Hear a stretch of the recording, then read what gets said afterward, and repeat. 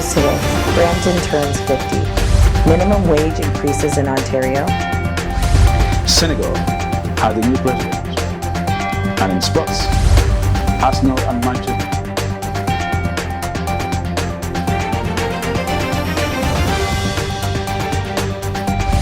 Rare solar eclipse darkens the skies this April 8th. Brampton Rising Star Talent Hunt Show coming up this summer.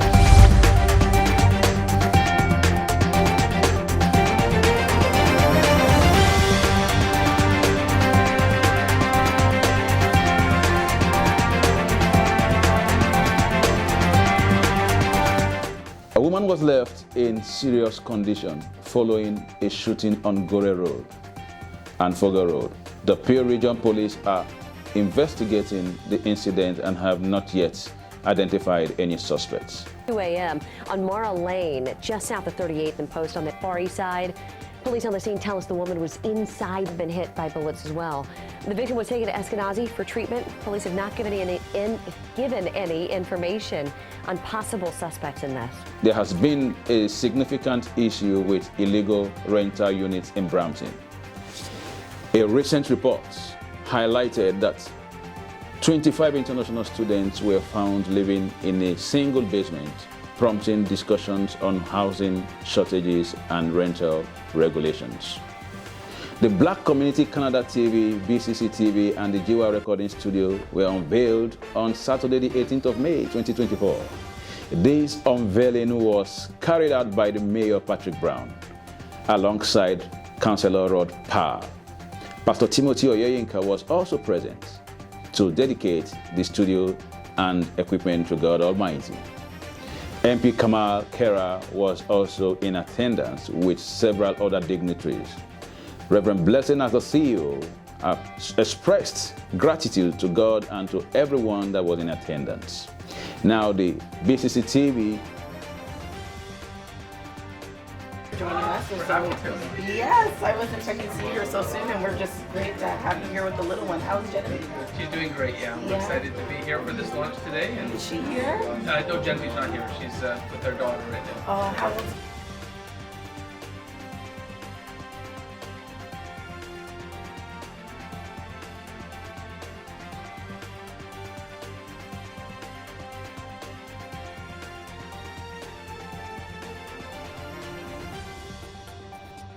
Unveiling and unlaunching. It's so great to have you here. Can you share with us your name and how you know Reverend Blessing? Alexi Hammer. My name is Nosakari Alexi Hammer. I met Blessing in just ages ago, can't even say maybe 15 years ago, in a church, King's Court, Redeemed Church. And since then, I mean, Blessing is community. She's not just in the community, but she is community. It was. So do you know why you're here today? Because we're opening a brand new studio and youth hub. Yes, excellent. And you had the pleasure of opening a recording studio.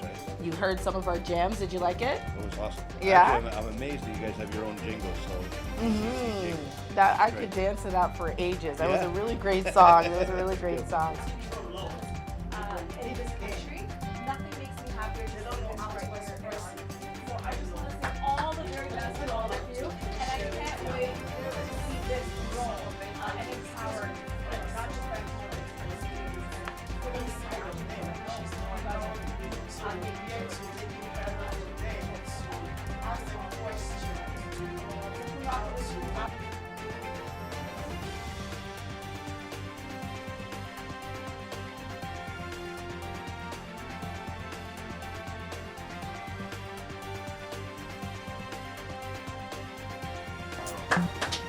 This is on behalf of the Government of Canada. Wow.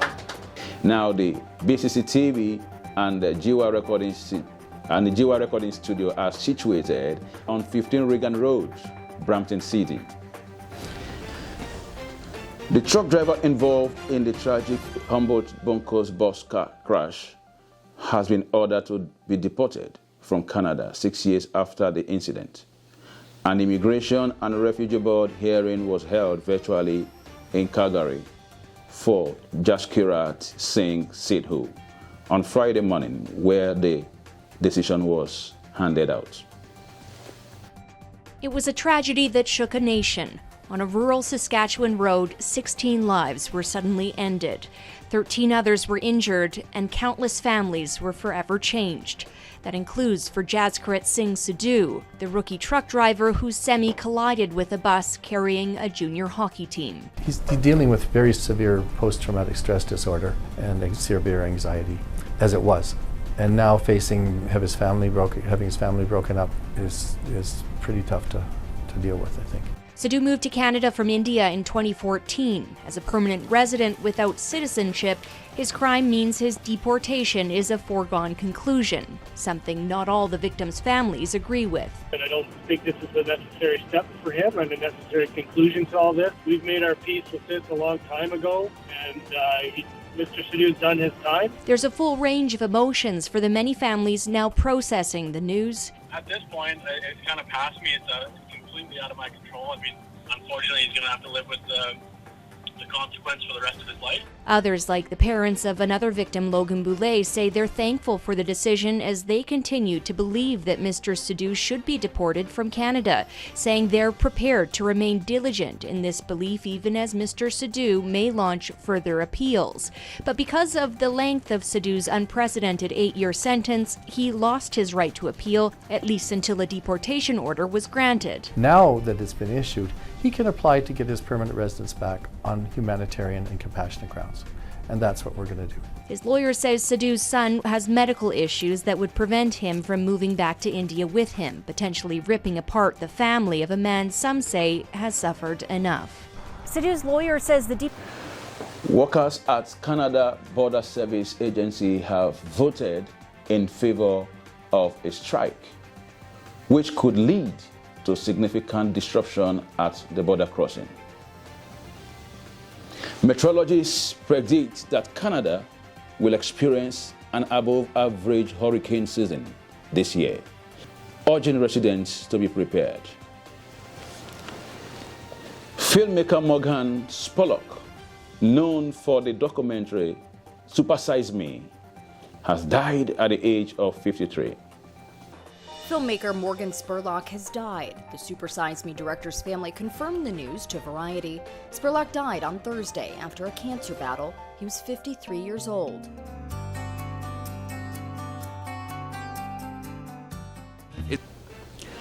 Pro-Palestinian demonstrators have been issued trespass notices at the University of Toronto, with the university planning to take legal action if the encampment is not cleared. Since Saturday, pro-Palestinian protesters have been camping on the front lawn in companies that are linked to the Israeli military and the Israeli state. That includes weapons manufacturers, but also Canadian banks and companies that are selling goods manufactured in Israel. The university says it'll talk with protesters, but only if they agree to pack up the camp.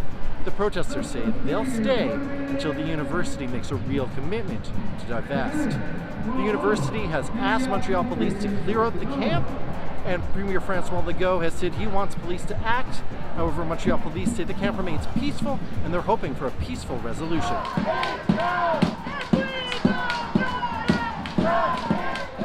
In Berlin, German police have used force against students protesting Israel's action in Gaza, raising concerns about freedom of speech.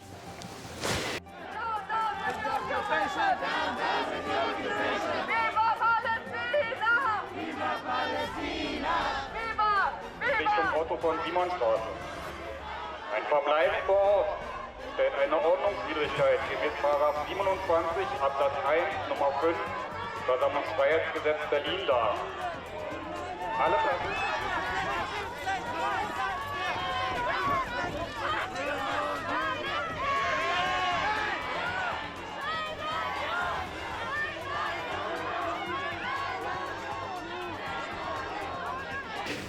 Hundreds of Tunisians have rallied against what they describe as a government crackdown on media and freedom of expression. Italy has announced the resumption of funding to the United Nations Relief and Work Agency, primarily to address the humanitarian crisis in Gaza. Rescuers are searching for over 300 people buried by a landslide in Papua New Guinea, with efforts complicated by blocked access routes. Hundreds are feared dead after a massive landslide in northern Papua New Guinea early on Friday. The landslide leveled homes in Enga province, around 370 miles north of the capital, Port Moresby. Videos verified by Reuters show men digging through soil, clambering over rocks, uprooted trees, and mounds of dirt, searching for survivors. Papua New Guinea's media, citing a member of the country's parliament, said the landslide buried over 8,000 homes. The Australian Broadcasting Corporation said the landslide has blocked highway access, making helicopters the only way to reach the area. It said emergency teams had reached the sparsely populated area where the death toll is expected to rise. Papua New Guinea's Prime Minister James Marape said disaster officials, the Defence Force and other officials are assisting with relief and recovery efforts.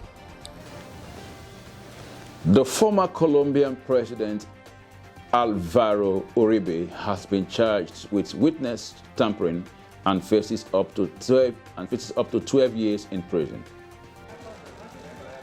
He's one of Colombia's most influential politicians, a former president, the founder of the current ruling party, and a sitting senator. Alvaro Uribe is now set to become the country's first ex-head of state to be detained. The deprivation of my freedom causes deep sadness for my wife, for my family, and for the Colombians who still believe that I have done something good for the homeland. Uribe is facing allegations of witness tampering and bribery, accusations his supporters say are politically motivated. His most powerful champion is none other than current President Iván Duque, who came to his defense once again. Soy y seré siempre un creyente en la inocencia y honorabilidad de quien con su ejemplo se ha ganado un lugar en la historia de Colombia. Uribe's opponents, though, welcomed the court's decision. No hay individuos, no hay personas que en Colombia estén por encima de la justicia y de la ley. Yo considero es una decisión que nos ayuda a consolidar la democracia en Colombia. It's the former president's feud with Senator Cepeda that kicked off this legal saga. In 2012, Uribe accused the left-wing politician of slander. This after Cepeda accused his rival of cozying up to far-right paramilitary groups. Fast forward 6 years, the Supreme Court dismissed the slander case, opening up the current probe into the ex-president instead.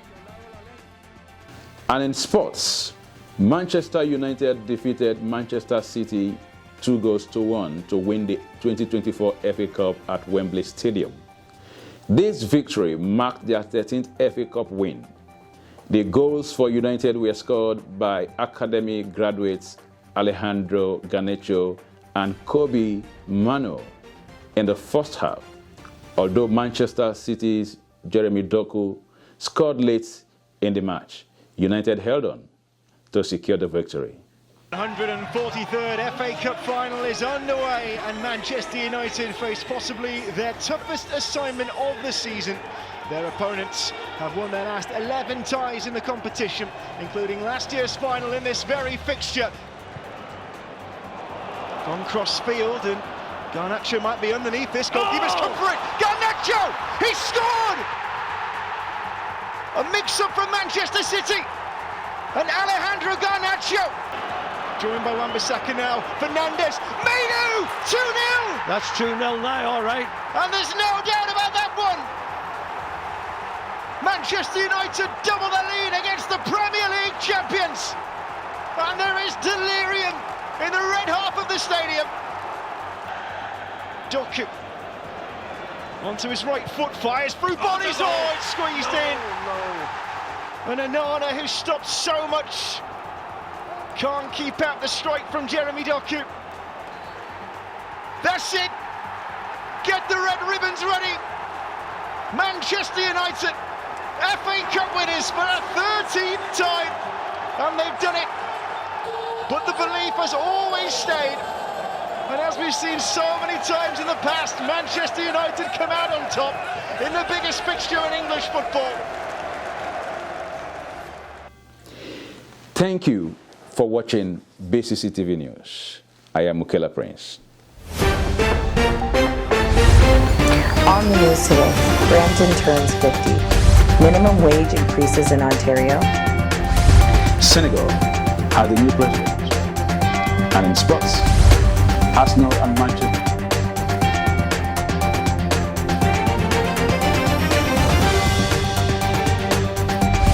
Rare solar eclipse darkens the skies this April 8th. Brampton Rising Star Talent on show coming up this summer.